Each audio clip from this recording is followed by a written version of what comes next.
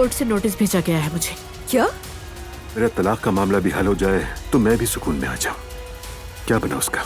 माजरत चाहती हूँ, ज़ैनब साहबा आ गई हैं सर।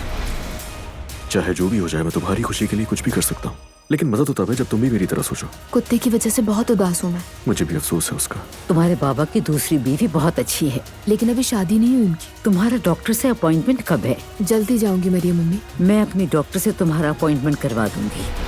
भाई मेरा ये तलाक का मामला खत्म होके नहीं दे रहा है। वो आपसे मदद मांगने आएंगे, इसलिए आपको आगाह कर रहा हूँ। दोबारा इस मौजू पर बात करने मेरे पास मत आना। Good morning.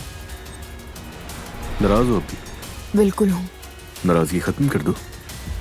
मेरी खूबसूरत बीवी शदीद नाराज है मुझसे। मैं सोच रहा था कि ज़ैनब और जिमल के साथ बॉलिंग पे चलें, क्या ख्याल है तुम्हारा? आप दोनों अब करीबी दोस्त बन चुके हैं।